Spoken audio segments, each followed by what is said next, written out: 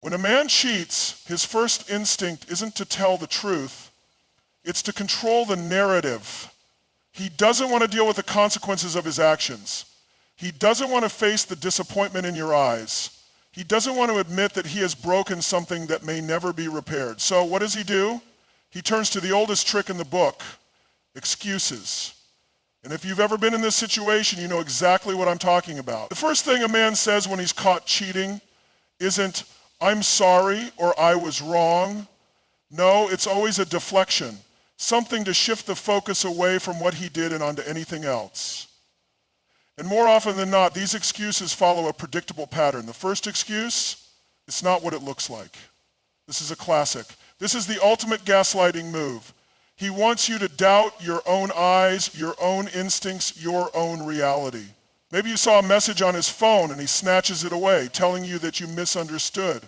Maybe you walked in on something suspicious and he scrambles to convince you that it's all a big coincidence. He's hoping you'll second guess yourself. He's hoping you'll hesitate just long enough for him to rewrite the story in his favor. But here's what you need to understand. When a man truly loves and respects you, he won't put himself in situations where things look bad. If you have to constantly question his actions, if you have to keep catching him in half-truths, then the problem isn't a misunderstanding, it's misalignment. You are committed to honesty and he is committed to deception. And then comes the next excuse. "I didn't mean to." Let's break this one down. He didn't mean to text her. He didn't mean to meet up with her. He didn't mean to betray the trust that you built together. This excuse is nothing more than an attempt to avoid responsibility. He wants you to believe that it was all just an accident, that somehow he tripped and fell into another woman's arms. But cheating isn't an accident. It's a choice, a series of deliberate decisions made over time. First, he allows the temptation. Then he feeds it. He crosses one line after another, all while knowing exactly what he's doing. When he tells you he didn't mean to, what he's really saying is that he didn't mean to get caught. Because if he truly felt guilty, if he truly regretted what he did, then he wouldn't be scrambling for excuses. He would be owning his actions. And if that doesn't work, he moves on to another tactic. It was a mistake. Now this one is tricky because it sounds like an apology, doesn't it? When he says it was a mistake, he's hoping that you'll believe that he slipped up, that he momentarily lost control, that he wasn't thinking straight. But let's be clear. A mistake is when you forget to buy milk at the grocery store. A mistake is when you accidentally send a text to the wrong person. Cheating is not a mistake. It is a betrayal of trust. But here's where it gets even deeper. If you start to press him, if you demand answers, if you refuse to let the conversation end with empty words, then he will shift the blame onto something else. Maybe he'll blame alcohol. Maybe he'll say he was stressed or that he was going through something or that you weren't giving him enough attention. He will find a way to take the weight off of himself and place it onto you, onto the situation, onto anything but the one person responsible, himself. And this is where so many women get caught in a dangerous cycle. Because when you love someone, when you have history together, when you've built a life together, you want to believe that it was just a mistake. You want to believe that it wasn't who he really is, and that's exactly what he's counting on. Because here's what most people don't tell you. Cheaters don't just cheat with their actions. They cheat with their words. They manipulate, they deceive, they rewrite the truth in a way that makes them look like the victim. And before you know it, you're sitting there questioning yourself, wondering if maybe you overreacted, wondering if maybe he really does deserve another chance, wondering if maybe, just maybe, you should ignore what your gut is screaming at you. This is why recognizing the pattern is so important. Because once you see it, you can't unsee it. Once you understand how the cycle works, you won't fall into it. You won't let yourself be trapped in a web of half-truths and fake remorse. It's not about being bitter. It's not about hating men. It's about understanding human behavior and protecting yourself from manipulation. Because at the end of the day, a man's words mean nothing if they don't align with his actions. And if the first thing he says to you after cheating is an excuse, instead of accountability, then you already have your answer. When a man cheats, something inside you shifts. It's like the ground beneath your feet suddenly disappears and you're left in free fall, trying to grasp onto anything that will make sense of what just happened. The betrayal isn't just about the act itself. It's about the trust that was shattered, the promises that were broken, and the version of reality you thought was true suddenly feeling like a lie. And in that moment, it's easy to feel powerless, to feel like you've lost control over your own life because the person you trusted most made a choice that blindsided you. But this is exactly where the shift needs to happen. You see, the pain of betrayal is real. The shock, the heartbreak, the anger, it's all real. And you have every right to feel it. But what you do next will determine everything. Because when a man cheats, he's not just testing your trust. He's testing your strength. He's watching to see how much you'll tolerate, how much you'll excuse, how much of your power you're willing to give away. And this is where many women find themselves stuck. Not because they aren't strong, but because they've been conditioned to believe that love requires sacrifice, that forgiveness is a sign of strength, that maybe, just maybe, if they give him another chance, things will go back to the way they were before. But here's the hard truth. The moment you start justifying someone else's betrayal is the moment you start losing yourself. You didn't cheat. You didn't break the trust. You didn't cause the pain. And yet somehow you're the one left picking up the pieces. You're the one overanalyzing, wondering if you weren't enough, if you should have done something differently, if maybe you were too distant or too busy or too much of something and not enough of something else. But let's be crystal clear. His actions are not a reflection of your worth. They are a reflection of his character, his choices, and his inability to value what he had. And this is where you must reclaim your power. Because right now you have two options. You can allow his choices to define you, or you can decide that you will not be broken by someone who didn't have the integrity to stay loyal. Reclaiming your power doesn't mean you have to walk away immediately. It doesn't mean you have to react with rage or make impulsive decisions. It means that before you do anything else, you remember who you are. Because when a man cheats, one of the first things he tries to do is shift the power dynamic. He knows he's guilty, but instead of owning it, he'll try to manipulate the situation. He'll act like it was a moment of weakness. He'll tell you he still loves you. He'll say it didn't mean anything. He'll start showering you with affection, with promises, with desperate attempts to convince you that what happened wasn't as big of a deal as it feels. And if that doesn't work, he'll try another angle. He might get defensive. He might turn the blame onto you. He might accuse you of being paranoid, insecure, or overreacting. This is where many women get caught in an emotional trap. Because when you love someone, you want to believe them. You want to believe that they regret what they did, that they truly didn't mean to hurt you, that this was just a moment of weakness and not a reflection of who they really are. But let me ask you this. If the roles were reversed, would he be so quick to forgive? If you had broken the trust, would he be rationalizing your actions the way he expects you to rationalize his? This is why reclaiming your power is so important. Because when someone betrays you, their first instinct is to convince you that you have no choice but to stay, that walking away would be too hard, that rebuilding trust is the only option. But the truth is you always have a choice. You have the choice to set boundaries. You have the choice to demand accountability. You have the choice to decide whether this betrayal is something you can move past or if it's something that has changed the relationship forever.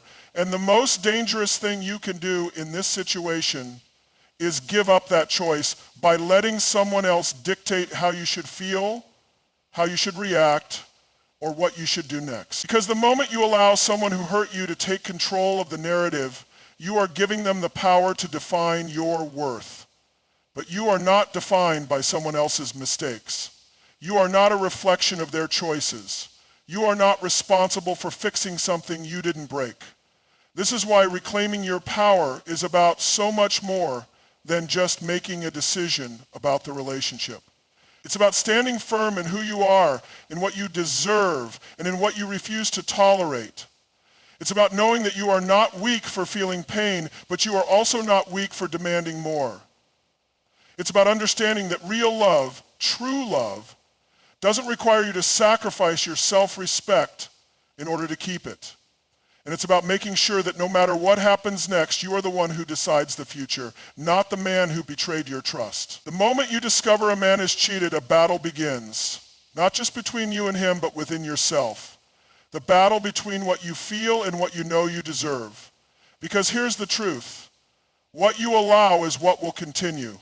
When a man betrays your trust, he's not just showing you what he's capable of, he's revealing what he thinks he can get away with. And the way you respond in that moment sets the tone for what happens next. Many women, out of love, out of fear, out of hope, lower their standards in the face of betrayal.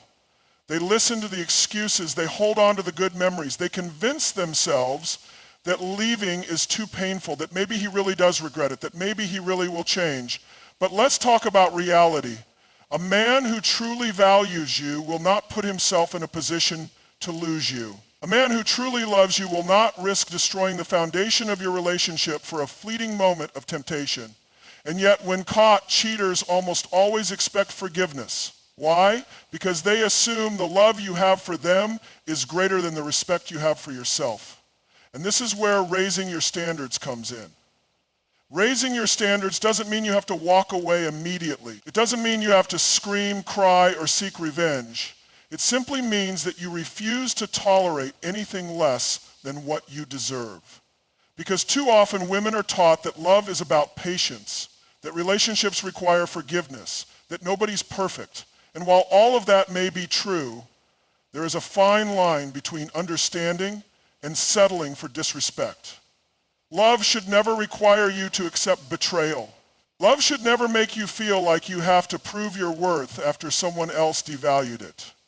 Love should never be something that causes you to shrink yourself just to keep someone who wasn't strong enough to remain loyal.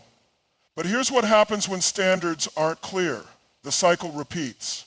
You take them back, you try to move forward, you convince yourself that this time will be different. And maybe for a while it is. Maybe he's more attentive, maybe he's more present, maybe he showers you with apologies, gifts, affection, whatever it takes to make you believe that he's changed. But then slowly the patterns creep back in. The secrecy, the small lies, the late responses, the gut feeling that something is off. And before you know it, you're back in the same position, dealing with the same heartbreak because the standard wasn't set. Understand this. People will only rise to the level that you require of them. If you continue to accept dishonesty, you will continue to be lied to. If you continue to make excuses for betrayal, you will continue to be betrayed. If you allow someone to stay in your life after proving they cannot be trusted, they will assume that trust doesn't matter. And this isn't about punishment. This isn't about making someone pay for what they did. This is about understanding that your time, your energy, your love, and your presence are privileges, not rights. You are not obligated to keep someone in your life just because you love them. You are not required to forgive someone just because they apologize. You do not have to stay in a relationship that no longer honors your standards. Because here's what happens when you raise your standards. The wrong people fall away, and the right people rise to meet them. A man who is meant for you, a man who truly values you, will never be intimidated by your standards. He will respect them. He will see them as a reflection of your self-worth, not as an obstacle to overcome. But a man who is only interested in what he can get away with, he will tell you that your standards are too high, that you're being unrealistic, that all men cheat, and that you should just accept it. Do not lower your standards for someone who refuses to raise their behavior.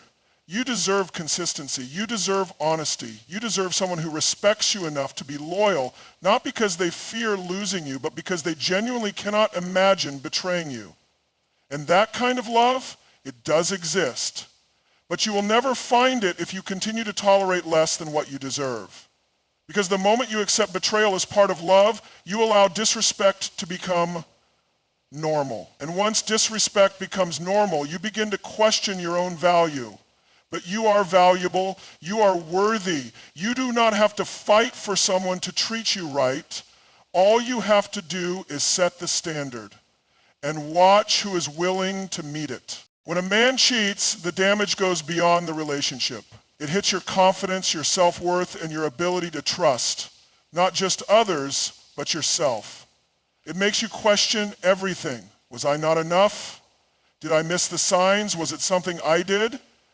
This is where the real danger lies. Not in the betrayal itself, but in what it does to your mind. Because betrayal doesn't just break your heart, it tries to break your spirit. And if you let it, it will change the way you see yourself, the way you see love, and the way you see the world. But here's what you need to understand. Pain is inevitable. Breaking is a choice. The difference between someone who stays stuck in their pain and someone who rises from it isn't about strength, it's about mindset.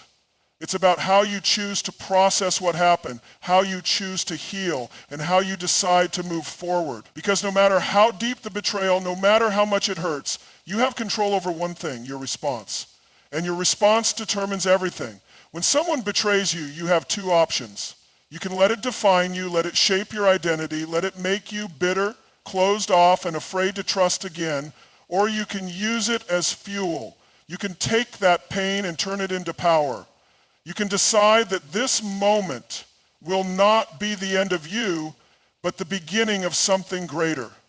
But in order to do that, you have to build an unbreakable mindset. An unbreakable mindset is not about pretending you're fine. It's not about ignoring the pain or acting like what happened didn't hurt you. No, an unbreakable mindset means that you face the pain head on, but you do not let it control you. Because here's what happens when most people go through betrayal. They let it consume them. They replay the situation over and over, analyzing every detail, trying to make sense of something that will never make sense. They drown themselves in what-ifs. They let their thoughts spiral into self-blame, anger, and sadness until they lose sight of everything else. But here's the truth. You cannot heal in the same mindset that broke you. You cannot move forward if you are constantly looking backward. You cannot rebuild your confidence if you are still questioning your worth. You cannot create a future full of love, trust, and respect if you allow someone else's betrayal to convince you that those things don't exist. So how do you build an unbreakable mindset? How do you take control of your thoughts when everything inside you feels shattered? 1, you separate his actions from your worth. One of the biggest mistakes people make after betrayal is personalizing it. They assume that because someone cheated, it must mean they weren't enough. That if they were more attractive, more exciting, more loving, then maybe it wouldn't have happened. But here's the truth. Cheating is never about the person who was betrayed. It is always about the cheater, their choices, their weaknesses, their inability to honor love and commitment. People cheat for many reasons. Selfishness, insecurity, ego, immaturity. But none of those reasons are a reflection of you. A man does not cheat because you were lacking. He cheats because he was lacking. Lacking discipline, lacking integrity, lacking the ability to appreciate what he had. When you truly understand that, you stop questioning yourself. You stop letting someone else's mistakes define your value. And that is the first step to building an unbreakable mindset, separating your identity from someone else's choices. 2, you take back your power. When someone betrays you, the natural reaction is to feel powerless because you didn't choose this. You didn't ask for this. You didn't wake up one day and decide to destroy the relationship. You were blindsided by someone else's actions. But here's what most people don't realize. Healing is a choice. You may not have chosen the betrayal, but you can choose how you respond. You can choose to sit in the pain, or you can choose to rise from it. You can choose to stay broken, or you can choose to rebuild. Taking back your power means refusing to let this situation define the rest of your life. It means making the decision to move forward, not for him, not for revenge, but for yourself. Because the most powerful thing you can do after betrayal is to show yourself that you are stronger than the pain. 3, you stop seeking closure from the person who hurt you. One of the hardest things to accept after betrayal is that sometimes you will never get the closure you want. He might never give you a real explanation. He might never take full responsibility. He might never admit the truth, even if you have proof. And waiting for that closure will keep you stuck. Real closure doesn't come from him. It comes from you. It comes from deciding that you don't need an apology to move on. It comes from accepting that some people will never change, and that's not your burden to carry. It comes from realizing that your peace is more important than understanding why he did what he did. Because the moment you stop seeking validation from the person who broke you, you start reclaiming your power. 4. You use the pain as fuel. Pain can do one of two things. It can destroy you, or it can transform you. The strongest people in the world are not the ones who have never been hurt. They are the ones who have been hurt and chose to rise anyway. And that's exactly what you must do. You take the pain and you use it. You use it to set higher standards. You use it to build a life that is so strong, so fulfilling, so beautiful, that betrayal becomes nothing more than a chapter in your story, not the whole book. You use it to grow, to become wiser, to become the kind of person who will never again tolerate less than what they deserve. And when you do that, something incredible happens. You stop being afraid. You stop fearing heartbreak because you know that no matter what happens, you will be okay. You will survive. You will rebuild. You will thrive. And that is what it means to have an unbreakable mindset.